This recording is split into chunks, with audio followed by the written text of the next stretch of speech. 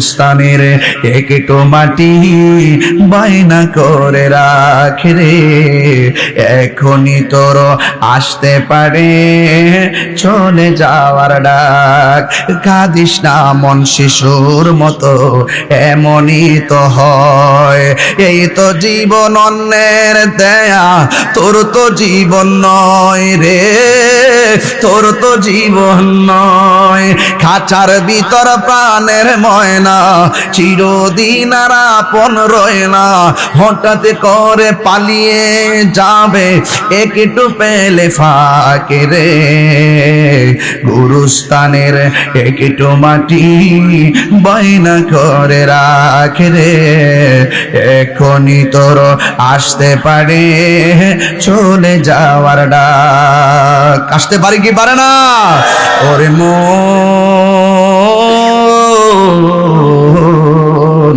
গুরুস্থানের একটু মাটি বায়না করে রাখ। ও আটোয়ারির বাবারা, টাকা দিয়া গুরুস্থানের মাটি কিনলেই হবে না, কবরস্থানের কবরের জায়গা বাইনা করা লাগবে ঈমান আর আমল দিয়া। যার ঈমান আমল ভালো হবে, কবরের মাটি তার সঙ্গে ভালো ব্যবহার করবে। কথা কোন ঠিক কিনা বলেন? সোহাগ এইচডি মিডিয়া, সত্য প্রচারে আপোষহীন। গুরুত্বপূর্ণ আলোচনা উপস্থাপন করবার জন্য সবিনয় অনুরোধ করছি। আসসালামু আলাইকুম ওয়া রাহমাতুল্লাহি ওয়া বারাকাতুহু।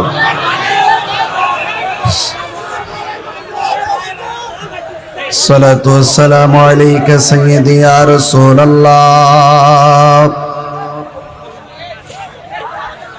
الصلاة والسلام عليك يا حبيب الله، الصلاة والسلام عليك يا شفيع المذنبين، الصلاة والسلام عليك يا رحمة للعالمين.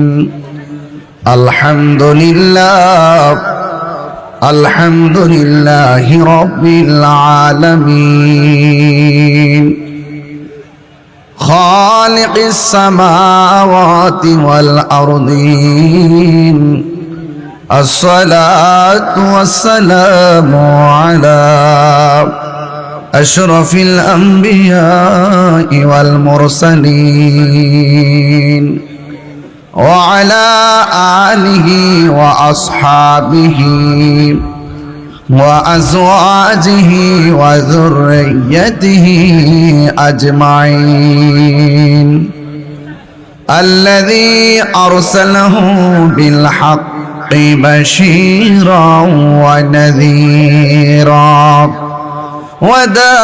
وداعيا إلى الله بإذنه وسراجا منيرا. إن الله وملائكته يصلون على النبي يا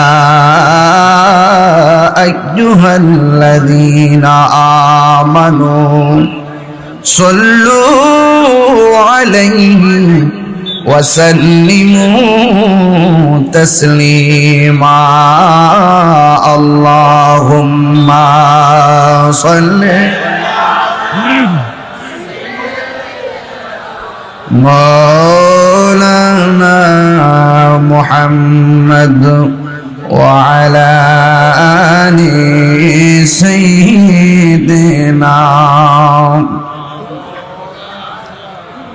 দরদ মাখা কণ্ঠে পড়ি আল্লাহুম্মা সাল্লি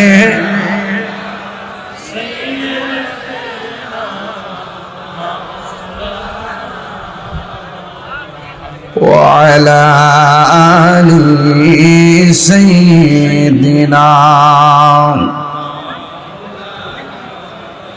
হেরার গুহায় তোমারি থেন আসমান থেকে নামে আল কোরআন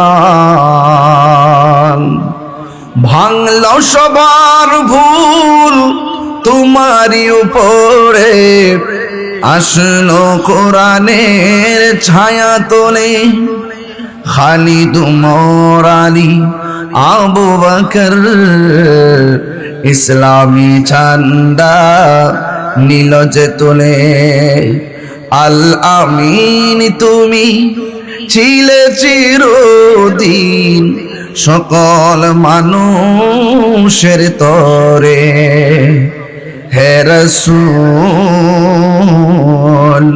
তোমাকে ভুলি আমি কেমন করে আল্লাহুম্মা সাল্লি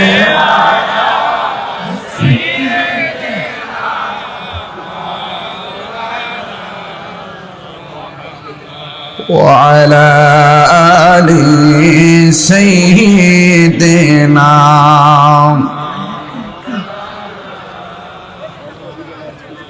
মুআজ্জাজ ওয়া মুকাররম ধামুর ইউনিয়নবাসীর উদ্যোগে হাজী সমীর উদ্দিন উচ্চ বিদ্যালয় প্রাঙ্গণ আটোয়ারি পঞ্চগড়ের বিভিন্ন দিক দিগন্ত থেকে ছুটে আসা আল্লাহ প্রেমিক রাসূল প্রেমিক মুরব্বী বাবারা নওজোয়ান ভাইয়েরা 21তম ওয়াজ ও দোয়ার মাহফিলের সম্মানিত সভাপতি জনাব মোহাম্মদ রফিকুল ইসলাম সাহেব, আজকের মাহফিলের প্রধান আকর্ষণ, প্রধান অতিথি,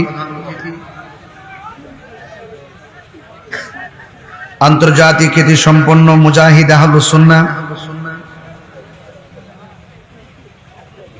যার সাথে আমি অনেক মাহফিল করেছি, আপনাদের এলাকার, আপনাদের এই জেলার, সারা বাংলাদেশের গর্বিত সন্তান মুজাহিদ আহলুস সুন্নাহ। যত মাহফিল আমি করি সমস্ত মাহফিলে আপনাদের এই সন্তান আমার মাহফিলে প্রধান অতিথি থাকে। এখানে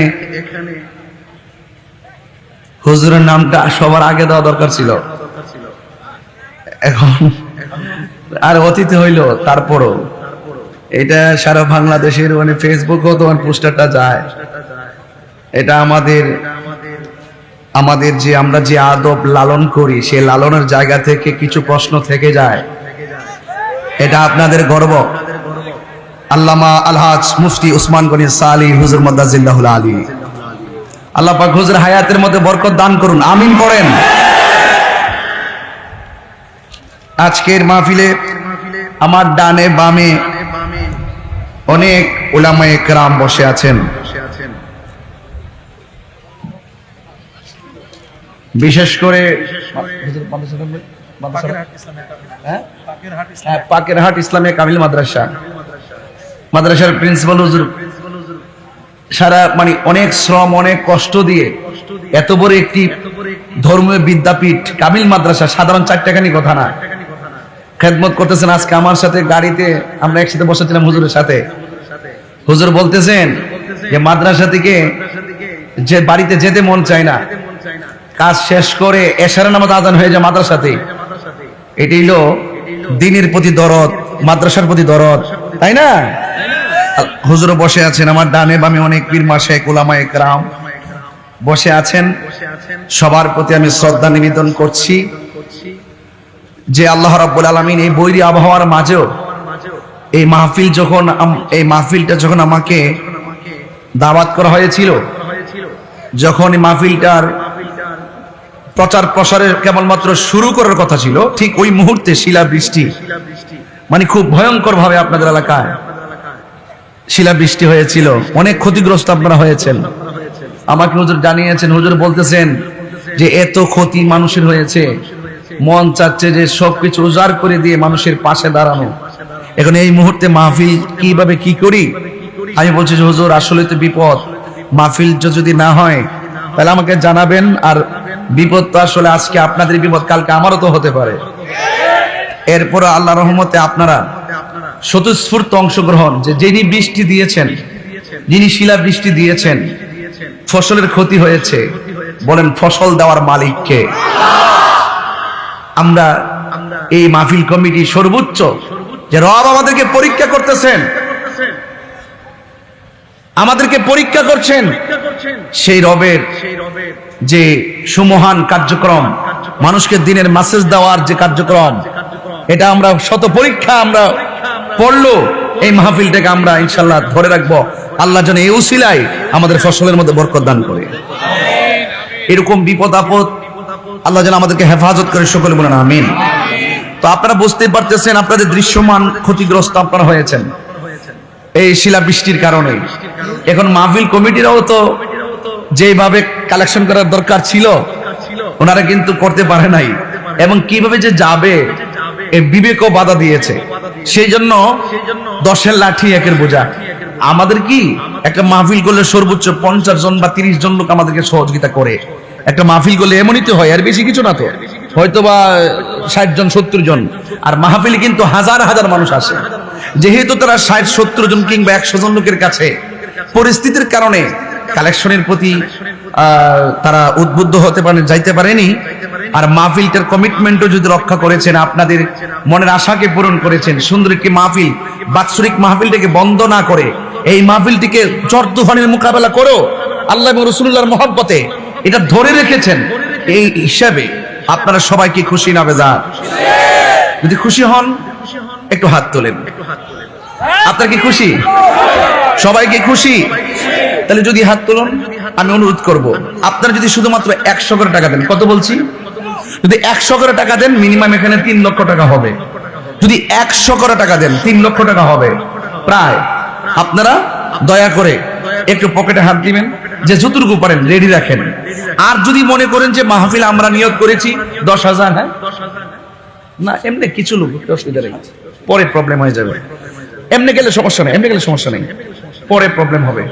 নগদ নগদ নগদ, বাকি না। নগদ মানে কি আস্তে আস্তে যাবে, আর আমি ওয়াজে ঢুকে যাব। 5 মিনিট হয়তো সময় এদিক সেদিক হবে, পরবর্তীতে আমি এই সুযোগটা হয়তো পাবো না। এই জন্য আপনাদেরকে অনুরোধ করলাম, আমার মাহফিল কমিটি যারা আছেন তারা জানো, অসুবিধা নেই। হ্যাঁ, সকলে বলি আলহামদুলিল্লাহ। তো আপনার মানসিকভাবে প্রস্তুত আছেন তো ইনশাল্লাহ? তাহলে আল্লাহ পাক যেন আমাদের সকলকে বোঝার তৌফিক দান করে, বলেন আমিন। সবাই মানসিক প্রস্তুত রাখবেন, কারণ আস-সাখিউ হাবিবুল্লাহ, দানশীল ব্যক্তি আল্লাহর বন্ধু। অনেকে এটাকে আয়েব মনে করে, আমি এটাকে আয়েব মনে করি না। অনেকে মনে করে যে ওই ওয়াজ শুনতে আসছি, কিসের কালেকশন শুরু করেছে। না, দান করলে ধন কমে না, বরং বাড়ে। আল্লাহর দেওয়া সম্পদ আল্লাহর মহব্বতে দিবেন, সেই ব্যাপারটি একটি মজলিসে উদ্বুদ্ধ করাটা হলো নিয়ামতের কাজ। কথা বলেন ঠিক না বেঠিক? এজন্য কেউ রাগ করবেন না। আপনি একা সওয়াব নেবেন কেন, সকলকে নেওয়ার সুযোগ করে দিবেন। 10 টাকা হোক দিয়ে সুযোগ করে দিবেন। আমি প্রশাসন ভাইদেরকে অনেক ধন্যবাদ জানাই। ওনারা অনেক কষ্ট করে আমাকে এই অনেক গ্যাদারিং থেকে মাহফিলে নিয়ে এসেছেন। আলহামদুলিল্লাহ, আল্লাহ পাক যেন আমাদের সবার আয়োজনকে কবুল করে, সকলে বলেন আমিন। আমাদের আপনাদের গর্বিত সন্তান, আমার অত্যন্ত পরম প্রিয় শ্রদ্ধেয় আলহাজ আল্লামা মুফতি ওসমান গনি সালি হুজুর মদ্দাজিল্লাহ আলী হুজুর আমাকে খুব খুব আদর করে দাওয়াত করেছেন, এবং আমিও অনেক চেষ্টা করেছি আমার কমিটমেন্টকে রক্ষা করার জন্য। বলুন, ইজ্জতের মালিক কে? আল্লাহ। হায়াতের মালিক কে? এই মাহফিলে এনেছেন কে? বৃষ্টি দেওয়ার মালিক আল্লাহ। এই মুহূর্তে বৃষ্টি হলে আমরা কি রাগ করব? যিনি বৃষ্টি দিয়েছিলেন তিনি এখন বৃষ্টি বন্ধ রেখেছেন। আজকে যখন আমি সৈয়দপুরে নামবো, ঠিক ওই মুহূর্তে পাইলট বলছিলেন, বিমান কর্তৃপক্ষ বলছিলেন যে আকাশের অবস্থা খুবই খারাপ, এজন্য এটা 20 মিনিট দেরি হবে। আমরা ঝড় তুফান থেকে অনেক দূরে অবস্থান করতেছি, আস্তে আস্তে নামবো। তখন খুব ভয় হচ্ছিল যে এই মাহফিলটা না জানে কি হয়। এই পর্যন্ত আল্লাহ আমাদেরকে ভালো রেখেছেন, এটাই আমাদের বড় সার্থকতা। আলহামদুলিল্লাহ বলেন। আমি আপনাদের সামনে যতটুকু আলোচনা করব, আদবের সাথে অত্যন্ত দিলটাকে নরম করে আলোচনা শুনবেন। আমরা একদিন এই পৃথিবী ছেড়ে চলে যাব, এই পৃথিবীতে কেউ থাকবো না। আপনাদের এলাকার গর্বিত সন্তান আল্লামা শায়েখ শহীদ নুরুল ইসলাম ফারুকী রহমতুল্লাহ আলাইহি, কথা বলুন। সারা বিশ্ব যার কাফেলা অনুষ্ঠান দেখে মুগ্ধ হতো। অনেক অদৃশ্য বিষয়াদিগুলো হুজুরের বদান্যতে আমরা দেখতে পারতাম। আর সেই ফারুকী হুজুরের সাথে সহযোদ্ধা হয়ে আপনাদের এই গর্বিত সন্তান আল্লামা মুফতি উসমান গনি সালি হুজুর তিনি আজ সেটা চালিয়ে যাচ্ছেন। এক ধরনের হায়ানার লোক কণ্ঠকে স্তব্ধ করার জন্য ঘরের মধ্যে প্রবেশ করে তাকে কি করলো? দুনিয়া থেকে বিদায় করে দিল। মনে রাখবেন, যারা খুনি হবে, খুনিদের শাস্তি অনেক ভয়ঙ্কর হবে। কথা বলুন ঠিক না বেঠে? এই জন্য কোনোদিন খুনের পথ বেছে নিবেন না, মানুষকে ঠকানোর পথ বেছে নিবেন না, মানুষকে নিন্দার পথ বেছে নিবেন না। মানুষকে ভালোবাসবেন, মানুষকে শ্রদ্ধা করবেন, মায়া করবেন, এতে আপনার সম্মান বেড়ে যাবে। কথা বলেন ঠিক কিনা? এজন্য আল্লাহ রাব্বুল আলামিন কোরআনুল কারীমের মধ্যে বলেছেন, এত নিয়ামত তোমারে দিলাম, এত কিছু তোমাকে দিলাম, এত কিছু অবলোকন করাচ্ছি, আকাশ দিয়েছি, জমিন দিয়েছি, দিনে চলার জন্য সূর্য দিয়েছি, রাতে চলার জন্য চাঁদ দিয়েছি, বৃষ্টি দিয়েছি জমিনকে উর্বর করার জন্য। এরপর বান্দা ইয়া আইয়ুহাল ইনসানু মা গাররাকা বিরাব্বিকাল কারীম, কিসে তোমাকে, হে মানুষ, কিসে তোমাকে তোমার রব থেকে দূরে সরিয়ে নিচ্ছে? এই জন্য আল্লাহ রাব্বুল আলামিন বলছেন যে কিসে তোমাকে দূরে সরিয়ে নিয়ে যাচ্ছে, তোমাকে কিসে ধোঁকায় ফেলে দিচ্ছে? তোমাকে এত নিয়ামত দিয়েছি, ফাবি আইয়ি আলাই রাব্বিকুমা তুকাযযিবান, তোমাকে এত নিয়ামত আমি দিয়েছি, কিসে তুমি কোন নিয়ামতকে অস্বীকার করবে? কাইফা তাকফুরুনা বিল্লাহ, তুমি কিভাবে তোমার রবকে অস্বীকার করছো? তুমি যে ছিলে নির্জীব, তোমাকে সজীব করেছি, তুমি ছিলে নিষ্প্রাণ, আমি তোমাকে প্রাণ দিয়েছি। প্রাণ দিয়েছি কিভাবে? প্রথম তো তোমার উৎপত্তি এক ফোঁটা পানি, সেখান থেকে রক্ত, সেখান থেকে গোশতের টুকরা, সেখান থেকে সুটাম দেহ, দেহের ভিতরে রড দিয়ে তোমাকে আমি প্রাণ দিয়েছি, তোমাকে সুটাম দেহের অধিকারী করেছি। এরপর তোমাকে পৃথিবীতে পাঠিয়েছি, আমি আল্লাহ তোমাকে পৃথিবীতে পাঠিয়েছি, তোমাকে আলো দেখার সুযোগ করে দিয়েছি। এরপর তুমি মনে রাখো, তোমাকে এত কিছু দেওয়ার পর তুমি ডানে ঘুরো, বামে ঘুরো, সামনে যাও, পিছনে যাও, যেভাবে তুমি ঘুরো না কেন, মেসেজ কিন্তু একটাই, সুম্মা ইলাইহি তুরজাউন, আমি পাঠিয়েছি, আমার দিকে ফিরে আসতে হবে। জবান খুলে বলুন, হিসাব নেওয়ার মালিক কে? আপনাকে এই কথাগুলো খুব হৃদয় থেকে অনুভব করতে হবে, একদম হৃদয়ের গভীর থেকে অনুধাবন করতে হবে। আমি সামাজিক আলোচনা করব, কারণ এই বৃষ্টি হয়েছে, বৃষ্টিতে ফসল নষ্ট হয়ে গিয়েছে। আল্লাহ এমনও হতে পারে, এমন সুযোগ দিয়ে দিবেন, এই বছরে যত ক্ষতি হয়েছে আগামীতে সেটা পুষো যেতে পারে। বলুন, বরকত দেওয়ার মালিক কে? সেই রবের ইবাদত করতে হবে। সেই রব আমাদেরকে পাঠিয়েছেন, সেই মালিক ছাড়া কাউকে সাজদা করা যাবে না, আল্লাহ ছাড়া কাউকে সাজদা করা যাবে না। বলুন, সাজদা পাওয়ার মালিক কে? যত মুসিবত আসবে সাজদার পরিমাণ তত বাড়িয়ে দিবেন। এতে নিয়ামত দেওয়ার মালিক কে? আল্লাহ। এই জন্য আমার যুবক ভাইয়েরা, আকাশের দিকে তাকিয়ে বৈরী আবহাওয়ার দিকে খেয়াল করে আপনাদের ধৈর্যচ্যুত না ঘটিয়ে আমি যতটুকু কথা বলবো কথাগুলো মনোযোগ দিয়ে শুনবেন। আল্লাহ রাব্বুল আলামিন কোরআনুল কারীমের মধ্যে বলে দিয়েছেন, ইন্নালিল মুত্তাকিনা মাফাসান হাদাইকা ওয়া আ'নাবা ওয়া কাওয়াইবা আতরাবা। ভয় করব একজনকে, তিনি কে? সাজদা পাওয়ার মালিক কে? এই জন্য আমরা আল্লাহকে ভয় করব। আজকে মব ভায়োলেন্স কেন বেড়ে গেল? আজকে জুলুম কেন বেড়ে গেল? আজকে কেন খুন গুম বেড়ে গেল? একটাই কারণ, কেউ কাউকে মানে না, সন্তান মাকে মানে না, বাবাকে মানে না। এর একটা মাত্র কারণ, আমাদের ভিতরে তাকওয়া কমে গেছে। যদি আল্লাহর ভয় অন্তরে থাকতো, কবরের জবাবদিহিতার ভয় থাকতো, হাসরের ময়দানে জবাবদিহিতার ভয় থাকতো, পৃথিবী একদিকে জবাবদিহিতা যদি আরেক দিকে রাখতেন, যে আমরা দুনিয়া যাই করি না কেন একজনের দরবারে জবাব দিতে হবে, জবানটা খুলে বলুন তিনি কে?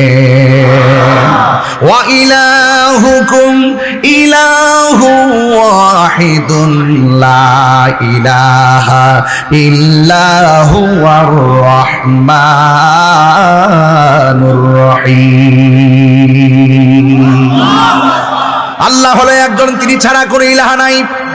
তিনি আমাদেরকে একমাত্র তার গোলামি করার জন্য বানিয়েছেন। যিনি রহমান, তিনি রহিম, তিনি ছাড়া আর কোনো ইলাহা নাই। সেই মহান রবের ইবাদত করতে হবে। আল্লাহ রাব্বুল আলামিন কোরআনের মধ্যে বলে দিয়েছেন, ওয়া মা খালাকাতুল জিন্না ওয়াল ইনসা ইল্লা লিয়াবুদুন। আল্লাহ বলে আমি মানুষ এবং জিন জাতিকে বানিয়েছি একমাত্র আমি আল্লাহর গোলামি করার জন্যে। নামাজের মাধ্যমে যার গোলামি হয়, রোজার মাধ্যমে তার গোলামি হয়, যাকাতের মাধ্যমে তারই গোলামি হয়। আল্লাহ রাব্বুল আলামিন আমাদেরকে আশরাফুল মাখলুকাত বানিয়েছেন, সৃষ্টির সেরা জীব বানিয়েছেন, কথা সত্য। কিন্তু এই কোরআন সাক্ষী দেয় মানুষের মধ্যে এমন কিছু মানুষ আছে সবার শ্রেষ্ঠ, আবার মানুষের মধ্যে কিছু মানুষ আছে পশুর চাইতে আরো নিকৃষ্ট। কথা বলেন ঠিক কিনা? যদি আল্লাহর কাছে শ্রেষ্ঠ থাকতে চান, আল্লাহর কাছে যদি উৎকৃষ্ট হতে চান, তাইলে আপনাকে আল্লাহর বেঁধে দেওয়া যে বিষয়, আল্লাহ যে আমাদেরকে বেঁধে দিয়েছেন, এই পথে চলো, এই পথে চলিও না। মা আতাকুমুর রাসূলু ফাখুযুহু ওয়া মা নাহাকুম আনহু ফান্তাহু। আল্লাহ রাব্বুল আলামিন যা কিছু আমাদের জন্য কল্যাণকর বলেছেন তা আমাদেরকে গ্রহণ করা লাগবে, আর যা থেকে নিষেধ করেছেন তা থেকে আমাদেরকে দূরে থাকা লাগবে। এখন আমি পঞ্চগড় ধামুর টুয়ারির মানুষদেরকে প্রশ্ন করতে চাই, আল্লাহ রাব্বুল আলামিন আমাদের জন্য যা কিছু বলেছেন করো, কল্যাণকর করতে হবে, যা থেকে নিষেধ করেছেন তা থেকে আমাদেরকে দূরে থাকতে হবে। এই জন্য আপনারা বলেন, মাদকের রাস্তাটা কি ভালো রাস্তা না খারাপ রাস্তা? আরো জোরে বলুন, হারাম রাস্তা কি ভালো না খারাপ? তাইলে আমরা হারামও বুঝি, হালালও বুঝি, বুঝার পর আমরা হালাল ধরতে চাই না, হারামের জন্য আমরা ব্যস্ত হয়ে পড়লাম। বলছে ঘুষ খাওয়া যাবে না, বেশি বেশি করে বান্দা ঘুষ খায়। বলছে সুদ খাওয়া যাবে না, অনেক বান্দা বেশি বেশি মজা করে আরো সুদ খায়। বলা হয়েছে মাদক সেবন করিও না, আরো বেশি বেশি করে মাস্তানি করে মাদক সেবন করে, আছে না নাই? খবরদার, না না না না। আল্লাহ রাব্বুল আলামিন আমাদেরকে অনেক মায়া করে বানিয়েছেন। আল্লাহ বলেন ফি আইয়ি সূরাতিন মা শাআ রাক্কাবাক। আল্লাহ রাব্বুল আলামিন আমাদেরকে এত সুন্দর করে বানিয়েছেন, আল্লাহ যেমন করে চেয়েছেন। আল্লাহ রাব্বুল আলামিন এই যে পৃথিবীর এত সুন্দর দেখতেছেন, সবুজ গাছগাছালি সব কিছু আল্লাহ রাব্বুল আলামিন আমাদের জন্য, বান্দাদের জন্য সৌন্দর্য মণ্ডিত করে দিয়েছেন। আল্লাযী খালাকাকা ফাসাওয়াকা ফাআদালাক। আল্লাহ রাব্বুল আলামিন সব কিছুকে সুন্দর করে সৌন্দর্য মণ্ডিত করে দিয়েছেন একমাত্র বান্দাদের জন্য। হ্যাঁ বান্দা, খবরদার খবরদার, আল্লাহ ছাড় দেন বলে মনে করো না হিসাব নিবেন না। আল্লাহ ছাড় দেয় কিন্তু ছেড়ে দিবেন না। যাররা যাররা পরিমাণ হাসরের ময়দানে হিসাব নিবেন আমার আল্লাহ, যাররা যাররা পরিমাণ হিসাব নিবে আমার আল্লাহ। একটা ইঞ্চি, একটা যাররা পরিমাণে দিক করা হবে না। যদি তুমি নেক কাজ করো প্রতিদান দেওয়া হবে, আর যদি বদ কাজ করো বদ কাজের প্রতিফল দেওয়া হবে। এই জন্য আমার নবী, আপনার নবী বলেন, আমি যখন মেরাজের মধ্যে গিয়েছিলাম, মেরাজের মধ্যে যাওয়ার পর আল্লাহ রাব্বুল আলামিন অনেক আযাব দেখিয়েছেন, অনেক আযাব আল্লাহ আমারে দেখিয়েছেন। আমি দেখেছি সব চাইতে কঠিন আযাব হলো কবরের আযাব। জবান খুলে কোন আল্লাহু আকবার। সবচাইতে কঠিন আযাব হলো কবরের আযাব। কবর আযাব বড় ভয়ঙ্কর। আমার নবী, আপনার নবী বলেন, কবর হলো আখিরাতের প্রথম মঞ্জিল। এই কবর যার ভালো হয়ে যাবে, হাসরের ময়দান তার জন্য সহজ হয়ে যাবে। কবর কাহার জন্য জাহান্নামের গর্ত, আবার কবর কাহার জন্য জান্নাতের বাগান।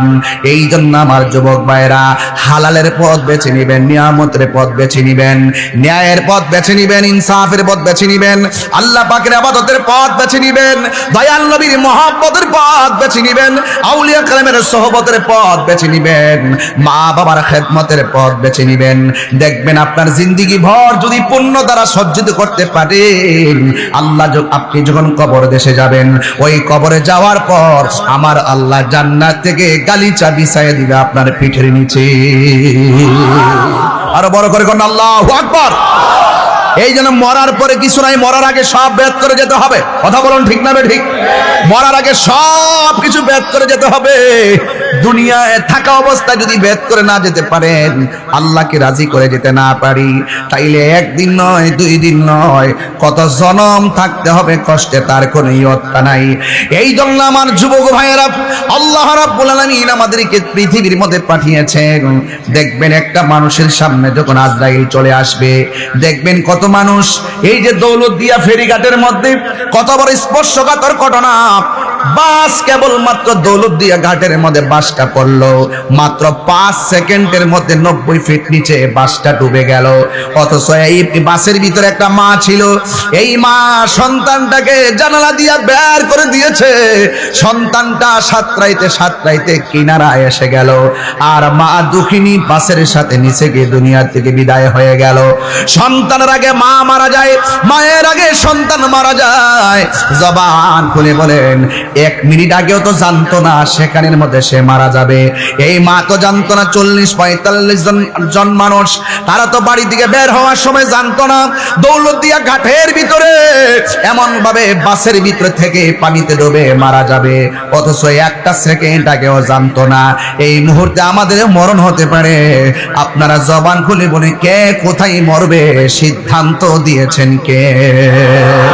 ওয়ামা তাদরি নাফসুন বিআইয়ি আরদিন তামুদ। বান্দারে, তুমি তো জানো না কোন জায়গায় তুমি মরবা। এই জন্য সব সময় ওযু রাখবেন আপনার শরীরে। রাতের বেলা ঘুমাবেন, ওযু কইরা রাতের বেলা ঘুমাবেন। আল্লাহরে বলবেন, আল্লাহুম্মা বিসমিকা আমুতু আহইয়া। ও আল্লাহ, আমি যদি ঘুমিয়ে গেলাম আর ঘুমের ঘরে যদি আমাকে মরণ দাও, উযু করে ঘুমাইলাম, উযু অবস্থায় আমারে মরণ দিও।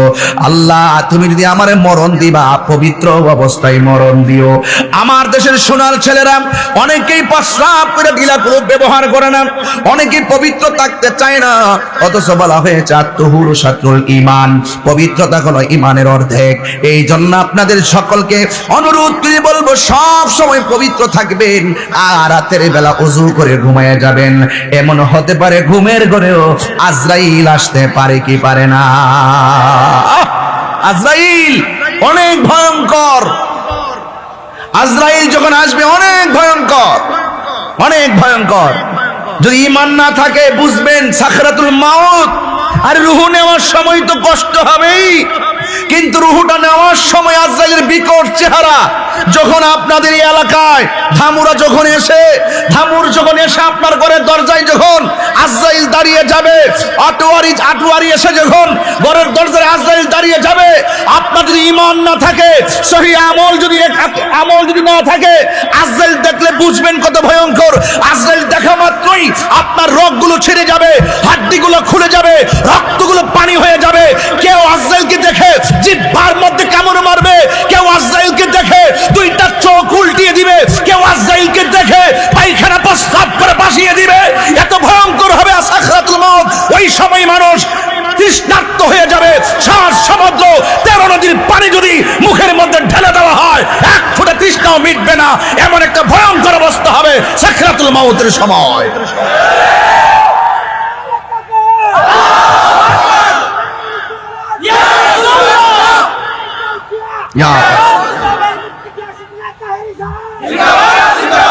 আল্লাহু আকবার জোরে বলুন। তাহলে ওই আজরাইল আসার আগে একদম ডান বাম তাকাবেন না, নীরব থাকবেন, কোন আওয়াজ নেই, দিকে একটু তাকিয়ে থাকুন। বলুন, এই মুহূর্তে আমাদের মৃত্যু আসতে পারে কি পারে না? এই মুহূর্তে আমাদের মৃত্যু হতে পারে। যেই কোনো মুহূর্তে আজরাইল আমাদের সামনে চলে আসবে। আজরাইল আসার আগে আমাদের সকলকে কি করতে হবে? সোজা হতে হবে, সোজা। এখনো সময় আছে, আমরা অনেক বাঁকা আছি, এগুলো থেকে ফিরে আসতে হবে। ইহদিনাস সিরাতাল মুস্তাকিম, সেই সোজা রাস্তায় আসতে হবে। এই সোজা রাস্তায় না আসলে মৃত্যু হবে অনেক কঠিন। আল্লাহর হাবিব সাল্লাল্লাহু আলাইহি ওয়াসাল্লাম বরাবরের মতোই আমাদেরকে বলেছেন কবর আযাব ভয়ঙ্কর। উসমান যুন্নুরান রাদিয়াল্লাহু তাআলা আনহু, তিনি কুরুস্তানে গেলে চোখের পানি ফেলে কান্না করতেন, কবর আযাব এত ভয়ঙ্কর। অথচ তিনি ছিলেন জান্নাতের টিকিট প্রাপ্ত। বুঝতে পেরেছেন? যত আল্লাহর ওলি দেখবেন, সকল যত কামেল মুর্শিদ দেখবেন, যত আল্লাহ ওয়ালারা দেখবেন, সবচেয়ে বেশি কান্না করে কবর আযাবের ডরে।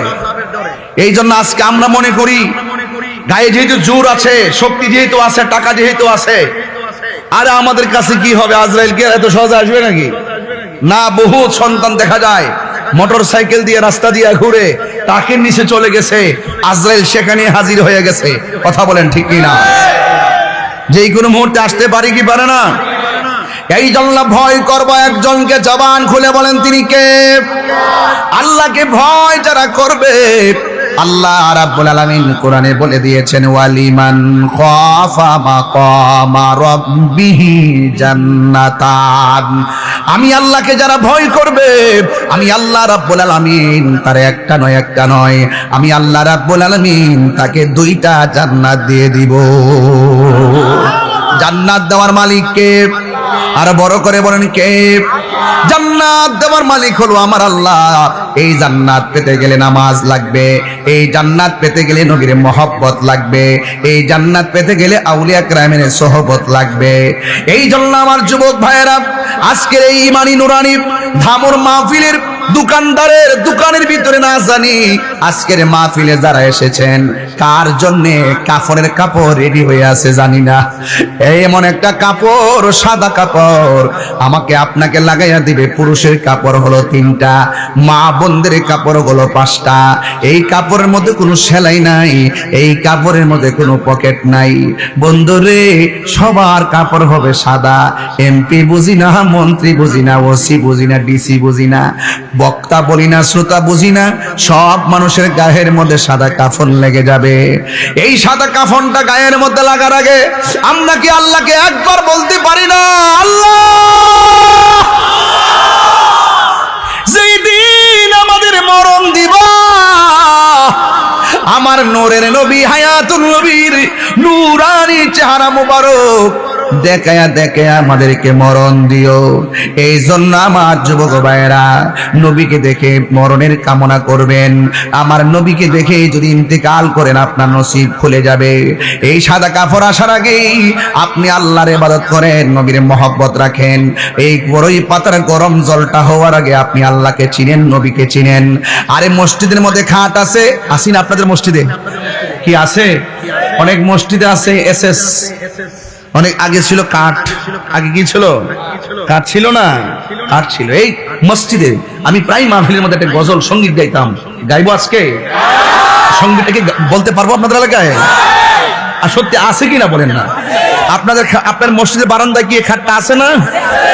মসজিদের ওই পালকি খানা আসবে সবার কাছে, সবার জানা। আপনারা কি জানেন না? জানলে এই খাটটা দেখলেও তো অন্তত মসজিদে পড়ে থাকতে মন চায়, বলেন না? মসজিদের ওই পালকি খানা আসবে সবার কাছে, সবার জানা।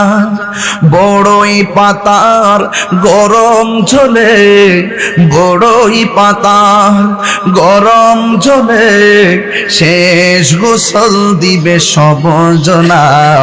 গোসল শেষে সাদা কাফনে চির বিদায় দিবে সব জনা।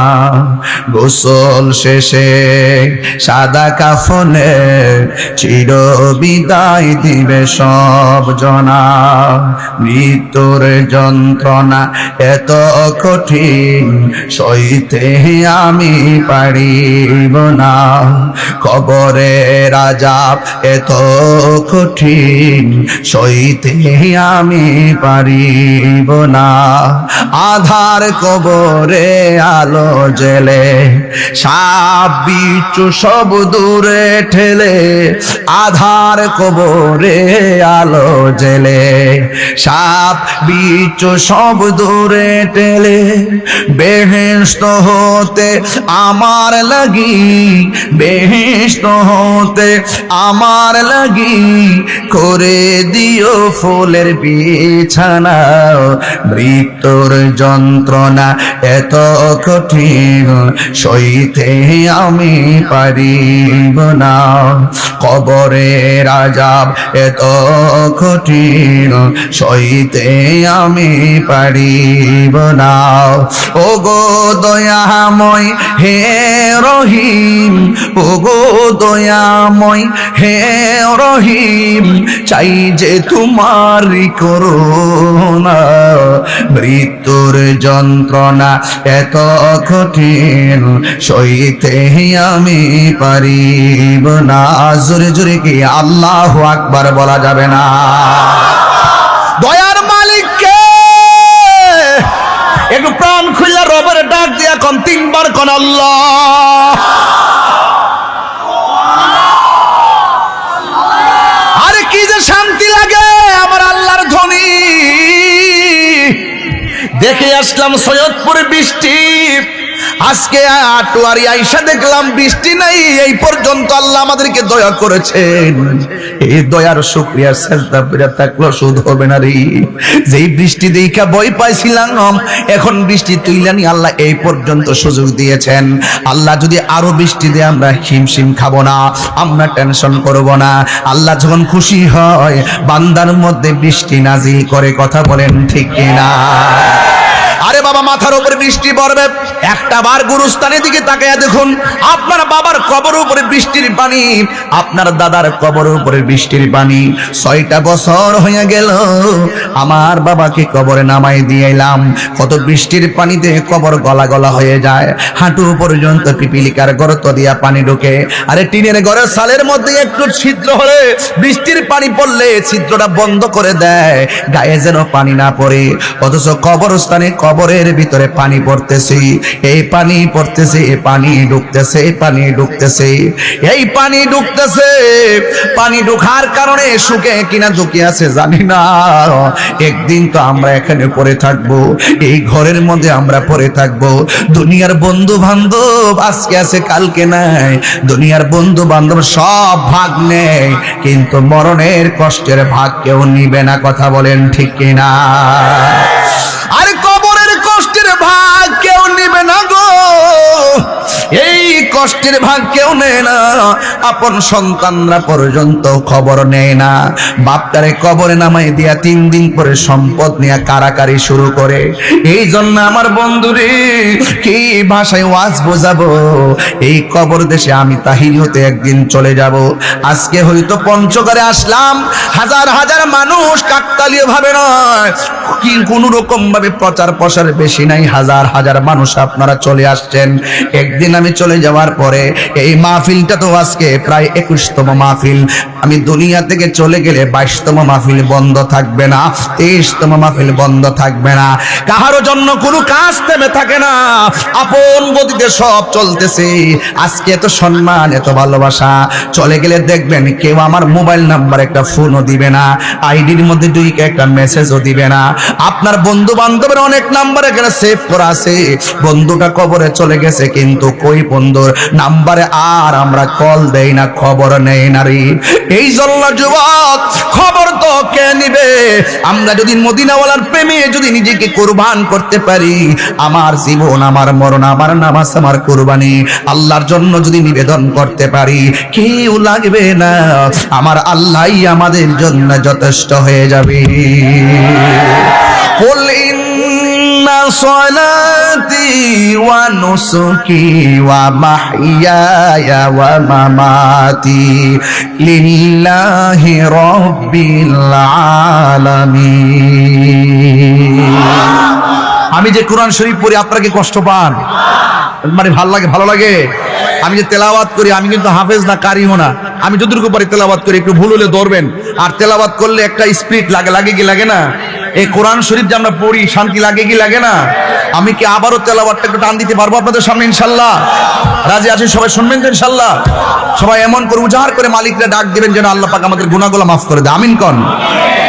قل إن صلاتي ونسكي ومحياي ومماتي لله رب العالمين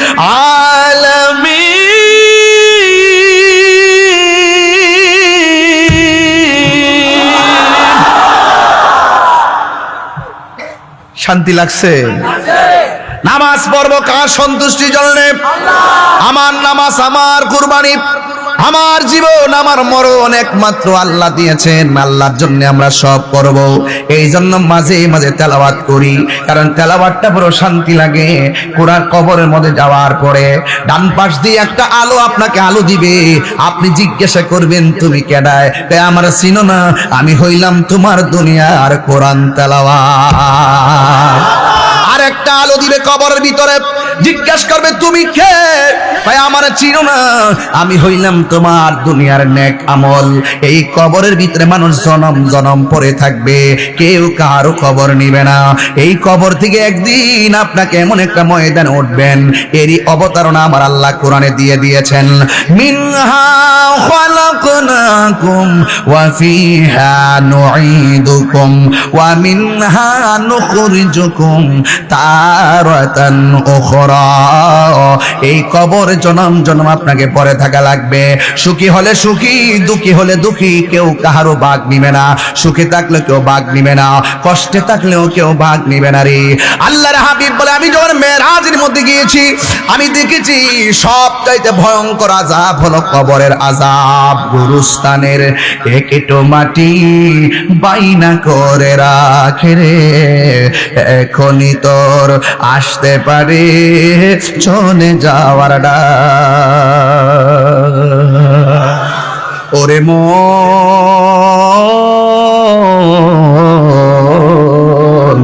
গুরুস্থানের একেটো মাটি বাইনা করে রাখে রে, এখনই তোর আসতে পারে চলে যাওয়ার ডাক। কাঁদিস না মন শিশুর মতো, এমনই তো হয়। এই তো জীবন অন্যের দেয়া, তোর তো জীবন নয় রে, তোর তো জীবন নয়। খাঁচার ভিতর প্রাণের ময়না, চিরদিন আর আপন রয় না। হঠাৎ করে পালিয়ে যাবে একটু পেলে ফাঁকে রে। গুরুস্থানের একটু মাটি বাইনা করে রাখে রে, এখনই তোর আসতে পারে চলে যাওয়ার ডাক। আসতে পারে কি পারে না? ওরে মন,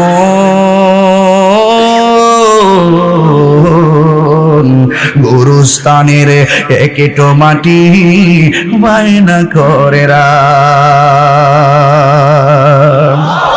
ও আটোয়ারির বাবারা, টাকা দিয়া গুরুস্থানের মাটি কিনলেই হবে না, কবরস্থানের কবরের জায়গা বাইনা করা লাগবে ঈমান আর আমল দিয়া। যার ঈমান আমল ভালো হবে, কবরের মাটি তার সঙ্গে ভালো ব্যবহার করবে। কথা কোন ঠিক কিনা বলেন? হ্যাঁ, গাঞ্জা মদ ইয়াবা বাবা ট্যাবলেট খাইলে কি কবরে আযাব থেকে বাঁচা যাবে? হায় হায়, খবরদার, জবানকে পবিত্র করতে হবে, আত্মাটারে ঠিক করতে হবে, মুনাফিকি বন্ধ করতে হবে।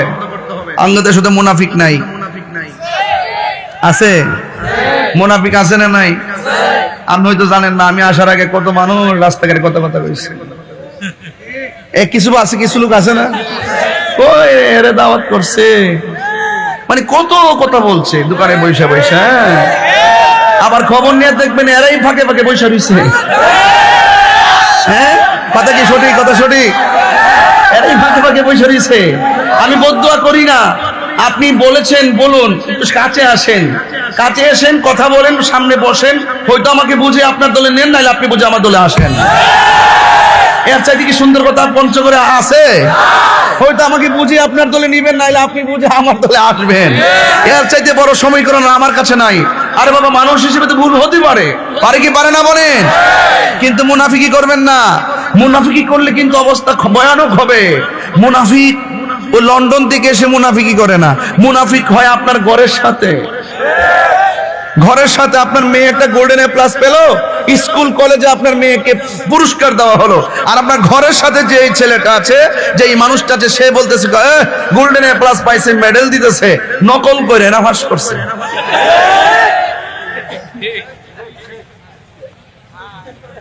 এই মুনাফিকি চলবে না। মুনাফিকি চলবে? মুনাফিকদের জায়গা জাহান্নামের উপরে না নিচে? ইন্নাল মুনাফিকিনা ফিদ দারকিল আসফালি মিনান নার।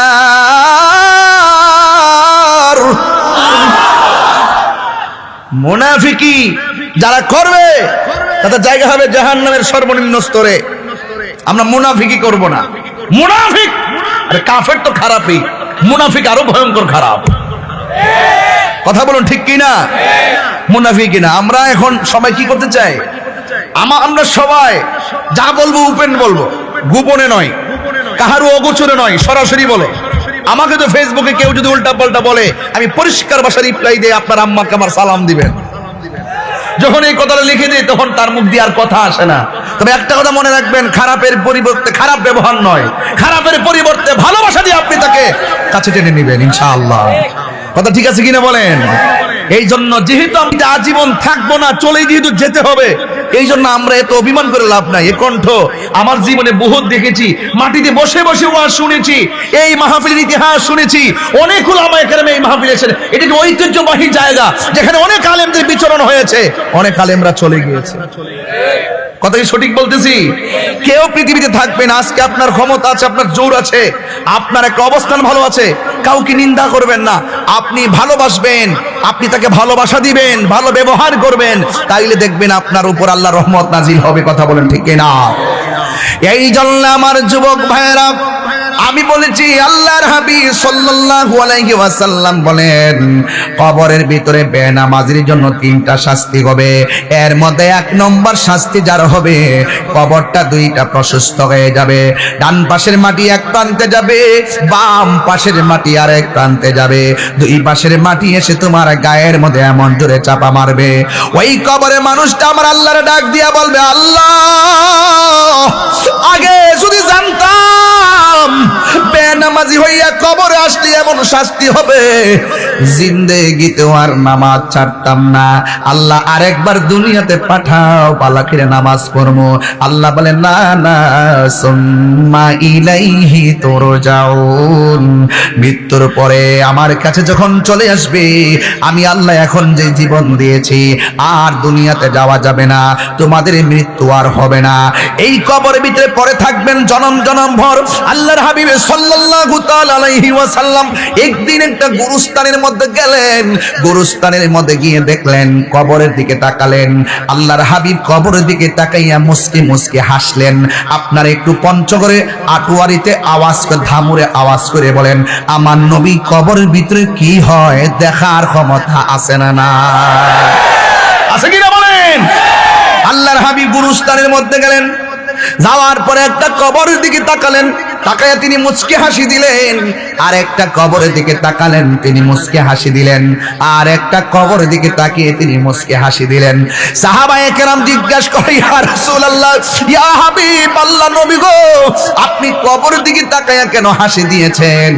আমার নবী, আপনার নবী বলেন, আমি যখন গুরুস্থানে ঢুকলাম, গুরুস্থানে ঢুইকা কবরের দিকে তাকাইছি, আমি তাকায়া দেখলাম গুরুস্থানে যেই কবরের দিকে তাকায় আমি হাসি দিলাম, ওই হাসি দেওয়ার মূল কারণ হলো আমি তাকায় দেখতেছি ওই গুরুস্থানের কবর বাসের নিচে আমার আল্লাহ জান্নাতের গালিচা বিছায়া রাখছে।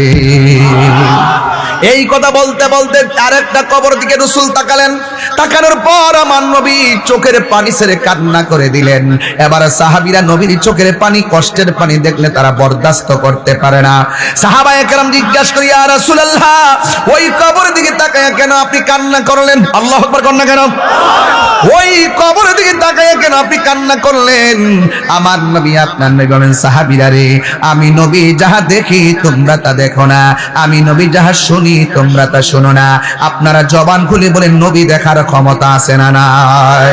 ওয়ামা ইয়াস্তাবিল আহইয়াউ ওয়ালাল আমওয়াত ইন্নাল্লাহা ইউসমিউ মান ইয়াশা।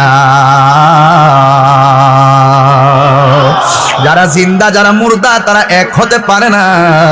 আজকে যে আটোয়ারির মানুষ মাহফিলের মধ্যে এসেছেন, ধামুর জমিনের মাহফিলে এসেছেন, আল্লাহ যদি বাঁচিয়ে রাখে আবার বাড়িতে যাবেন, কিন্তু আপনার বাড়ির পাশে গুরুস্থান, আপনার দাদা যে গেছে 6 বছর হয়ে গেছে আজও ফিরে আসে নাই।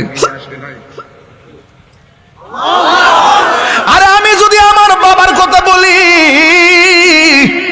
6 বছর পার হয়ে গেল, আমার বাবা তো আজও ফিরে আসে নাই। কত মানুষ দেখি কিন্তু বাবার মতো কাউরে দেখি না। আল্লাহ কয় ইন্নাল্লাহা ইউসমিউ মাইয়াশা, আল্লাহ যারে ইচ্ছা করে তারে সেই কবরে আযাব দেখার ক্ষমতা দান করে রে। ও বন্ধুরে, যারা জিন্দা যারা মুর্দা তারা এক হতে পারে না। এই জন্য আমার যুবক ভাইয়েরা, আমার নবী আপনার নবী কবরের দিকে তাকাইয়া কান্না করলেন। সাহাবীরা বললেন, ইয়া রাসূলুল্লাহ কাঁদলেন কেন? কাঁদলে তো আমরা বড় কষ্ট লাগে, আমরা বড় চিন্তিত হয়ে যাই, আপনার ব্যথা সহ্য করতে পারি না। এবার আমার নবী আপনার নবী বলেন, সাহাবীরা আমি নবী যাহা দেখি তোমরা তা দেখো না, তাড়াতাড়ি বাজারের মধ্যে যাও, বাজারের মধ্যে গিয়ে একটা এলান করে দাও। আল্লাহু আকবার কর না কেন? একটা এলান করে দাও, এই গুরুস্থানের মধ্যে যত মানুষ আপনজন শুয়াইছে প্রত্যেকটা গার্ডিয়ান যেন গুরুস্থানে আসে। ভাইকে যদি শোয়ায় ভাই যেন আসে, সন্তানকে যদি শোয়ায় মা যেন আসে, মাকে যদি শোয়ায় তাহলে যেন সন্তান আসে। সবাই যার যার আপনজন যার যার কবরের পরে আসার এলান করে দাও। সাহাবায়ে কেরাম বাজারে গেলেন, যাওয়ার পরে এলান করে দিলেন, এই গুরুস্থানের মধ্যে যাদেরকে শোয়াইছেন তাদের অভিভাবক যারা আছেন বেঁচে আছেন তারা কবরের পারে দাঁড়াবেন। এলান করেছেন রহমাতুল লিল আলামিন। এবার সাহাবায়ে কেরাম যখন এলান করলেন, সব মানুষগুলোর কানের মধ্যে বার্তা পৌঁছে গেল। এ বন্ধুরে, সব মানুষের কানে বার্তা পৌঁছে গেল। আর সাহাবায়ে কেরামদের মনের মধ্যে একটা আকাঙ্ক্ষা তৈরি হলো। আল্লাহর হাবিব সব কবর দিকে তাকিয়ে হাসলো। এই কবর পারে কে দাঁড়াবে চিন্তার কোনো কারণ নাই, কিন্তু যেই কবর দিকে তাকাইয়া আল্লাহর হাবিব চোখের পানি ফেলে কান্না করেছেন, এই কবরের পারে কে দাঁড়ায় আমাদেরকে দেখা লাগবে। সব সাহাবীরা লাইন ধইরা দাঁড়ায়া রইছে এই কবরের পারে কে আইসা দাঁড়ায় দেখার জন্য। এবার অন্যান্য কবরের পাশে দাঁড়ায়া দাঁড়ায়া সব আপনজনরা দাঁড়ায়া রইছে। আর যেই কবর দিকে তাকাইয়া রাসূল কান্না করেছে, এই কবরের দিকে মানুষ এখনো আসে নাই। সাহাবায়ে কেরাম বলে, এখনো কেন আসে নাই? হঠাৎ করে একটু সময় যাইতেছে, আর ওই মুহূর্তে আমার নবী আপনার নবীও তাকায় রইলেন এই কবরের পারে কে আয়েশা দাঁড়ায়। হঠাৎ করে আমার নবী তাকায় দেখতেছেন, সাহাবায়ে কেরাম তাকায় দেখতেছেন, ওই কবরের পারে অন্য কোনো জোয়ান মানুষ দাঁড়ায় নাই। একটা বৃদ্ধা মহিলা লাঠিটা হাতের মধ্যে ভর কইরা ওই কবরের পারে এসে দাঁড়ায় গেছে। আল্লাহর হাবিব ডাক দিয়া বলে, মা, ও মা। সবাই আগে আগে আসলো, আপনি এত পরে কেন আসলেন? ইয়া রাসূলুল্লাহ হাঁটতে পারি না, আপনি নবী নোটিশ করেছেন ঘরে থাকতে পারি নাই, লাঠি ভর করে করে কবরে পারে এসে দাঁড়াইলাম। আল্লাহর হাবিব বলে, মাগো ও মা, আমি নবী জানতে চাই এই কবর পারে যে আপনি এসে দাঁড়ালেন, এই কবর মানুষটার সাথে আপনার সম্পর্ক কি? মা ডাক দিয়া কয়, ও নবী গো, এই কবরে যে শুয়ে আছে এই সন্তানটা গুলো আমার সন্তান, আমার আদরের সন্তান, আমার আগে সে মারা গেছে, এই জন্য কবরের পারে আমি আসছি অভিভাবক হইয়া। আল্লাহর হাবিব ডাক দিয়া বলে, মা, আপনি জানেননি কবরে আপনার সন্তানটা কেমন আছে? ওই মহিলা ডাক দিয়া বলে, আল্লাহ এবং তার রাসূল ভালো জানে। এই কথা বলার পরে আমার নবী আপনার নবী বলেন, ও মা, এই গুরুস্থানের সবার বডির নিচে জান্নাতের গালিচা, একমাত্র আপনার সন্তানের পেট গায়ের নিচে হলো জাহান্নামের বিছানা। জাহান্নামের চটের মধ্যে পড়ে পড়ে সন্তানটা কান্না করে, ও মা, আপনার সন্তানের কান্নায় আমার থাকতে পারি না। এবার এই কথা যেই মাত্র শুনলেন, ওই মহিলাটা চোখের পানি ফেলে কান্না করে নাই। আমি যদি এই মুহূর্তে যদি আমার বাড়ির মধ্যে খবর যায়, আমার আম্মা যদি শুনে আমার মাথা কেউ ফাটায় ফেলছে, আমার মা হাসি করবে না, কাঁদতে কাঁদতে পাগলের মতো হয়ে যাবে। সন্তানের ব্যথা মা সহ্য করতে পারে না। এবার রাসূল ডাক দিয়ে কয়, মা আপনার সন্তান কবরের মধ্যে কষ্টে আছে, আপনি কেন গো মুস্কি মুস্কি হাসতেছেন? এবার মহিলাটা ডাক দিয়া কয়, ইয়া রাসূলুল্লাহ, আমি হাসি কেন জানেননি? এই সন্তানটা যেই দিন আমার পেটের মধ্যে ছিল, আমি ঘুমায় গেলে আমার লাথি মারতো, আমার ঘুমটা ভাঙ্গা যাইতো, অনেক ব্যথা পাইতাম, চোখ দিয়া পানি দর দর করে ছাড়তাম, সকালবেলা পানিটা মুছে ফেলতাম, আর মনে মনে আনন্দ লাগতো। এই চোখের কোনার পানির আড়ালে হাসি লুকাইতো। কেন জানেননি গো নবী?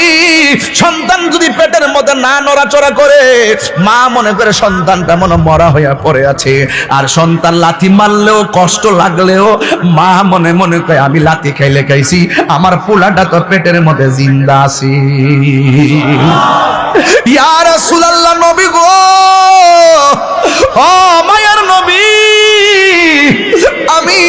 আমি যখন খাইতে বসতাম, আমার সন্তান আমার ওই মুহূর্তে লাথি মারতো, প্লেটটা মাঝে মাঝে রেখে দিতাম। মানুষ আমার জিগাইতো খাই না কেন? আমি সেই দিন সন্তানের কষ্টের কথাও আমি ব্যক্ত করি নাই। সন্তান যে আমাকে লাথি মাইরা আমার খাবার কাইরা নিছে, সন্তানের অভিযোগ আমি করি নাই। শুধুমাত্র একটা কথা বলেছি, আমার মুখের মধ্যে রুচি নাই, এটার নামই হলো মা। সন্তানের হাজার কষ্ট মা গোপন রাখে। এবার আমার নবী ডাক দিয়ে কয়, মা আপনার সন্তান তো কষ্টে আছে। মহিলাটা মুস্কি মুস্কি আসে, ইয়া রাসূলুল্লাহ, আমি যখন সন্তানকে ভূমিষ্ঠ করেছি, ভূমিষ্ঠের সময় সবাই বলছে আমি নাকি মইরাই গেছি, আল্লাহ আমারে বাঁচায় রাখছে। সন্তানরে কোলে নিয়ে আমি প্রসব ব্যথা বলে গেছি, তিলে তিলে তিলে তিলে আমি সন্তানটারে বড় করেছি। এবারে সন্তানটা বড় হইতেছে, আর আমি আস্তে আস্তে বার্ধক্যের দিকে যাচ্ছি। ইয়া রাসূলুল্লাহ, নবী গো, আমি তারে তিলে তিলে এত বড় করেছি, সন্তান প্রতিষ্ঠিত হয়ে গেছে, আর আমি বৃদ্ধা হয়ে গেলাম। আর মনে মনে ভাবলাম, আমার সন্তানকে আমি ছোটবেলা যেমনে মায়া করছি, রব্বি রহমহুমা কামা রব্বায়ানি সগীরা। সন্তান তো এটা বলার দরকার ছিল, ও আল্লাহ, ছোটবেলায় আমার মা আমাকে যেমন করে মায়া করছে, আল্লাহ আপনিও আমার মায়ের প্রতি এমন ভাবে রহম কইরেন। কিন্তু আমার পোলা বিপরীত মুখে অবস্থান নিল। আমি বৃদ্ধা হয়ে যাচ্ছি, আমার সন্তান শক্তিশালী হচ্ছে, আমি একদম বেকার হয়ে গেলাম, আমার সন্তান প্রতিষ্ঠিত রোজগার করে। এখন মনে মনে ভাবলাম, সন্তানকে তিলে তিলে বড় করেছি, সন্তান বোধহয় আমার খবর নিবে। কিন্তু না না, যতই দিন যাইতেছে সন্তান আমার থেকে দূরে চলে যাচ্ছে। এই জন্য আমি বড় পেরেশানি পড়ে গেলাম। সন্তানটারে বুঝাইলাম, সন্তান বোঝে না, এমন ভাবে বুঝাইতেছি সন্তান বোঝে না। ওই মুহূর্তে আমার সন্তান আমার এত কষ্ট দিল, আমার পিঠের ব্যথা উঠতে পারি না, খাবারও ঠিক মতো খাইতে পারি না, এমন কষ্ট দেওয়া আমারে দিয়েছে, আমি সহ্য করতে না পাই না। আল্লাহর ডাক দিয়া বলছিলাম, আল্লাহ,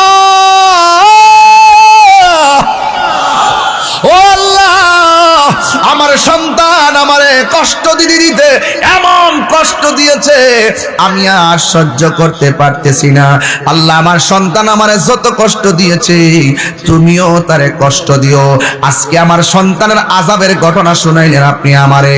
আমার মতো সুখী আর কেউ নাই, আমার মতো খুশি আর কেউ নাই। আল্লাহ যে আমার মতো পাগলনির দোয়াটা কবুল করেছে, আমার চাইতে কেউ আর এত খুশি হবে না রে। আল্লাহ যে আমার দোয়াটা কবুল করছে, এই জন্য আমি এখানে হাসতেছি। এবার আমার নবী তো উম্মতের কান্ডারি। একটা কথা মনে রাখবেন, মা হইলে এমন মা, হাজার কষ্ট দেওয়ার পরেও একটা বার যদি মা কইয়া ডাক দেন, মায়ের কষ্ট দূর হয়ে যায়। বাবারে হাজার কষ্ট দেওয়ার পরও একটা বার যদি একটা লুঙ্গি হাতে ধরায়, এখন আব্বা আপনার জন্য লুঙ্গিটা এনেছি, বাবা দেখবেন বড় খুশি হয়ে যায়। এই জন্য আমি তাহিরি বলে দিয়ে যায়, ও যুবক পোলাপান, এখন এমন খবর পাওয়া যায় ফেসবুকের পাতায়, বৃদ্ধা মাটারে যুবক পোলাপান ফালাইয়া ফালাইয়া বাইরে বাইরে আঘাত করে। এমন অনেক ফেসবুকে পাওয়া যায়, সন্তান বাপের লাঠি দিয়া পিটাইতেছে, এমন খবর পাওয়া যায়। সন্তান খবরদার, জীবনে যদি জিরো থেকে হিরো হতে চাও, মা বাবার দোয়া গলার মালা বানাও। কথা বলেন ঠিক কিনা?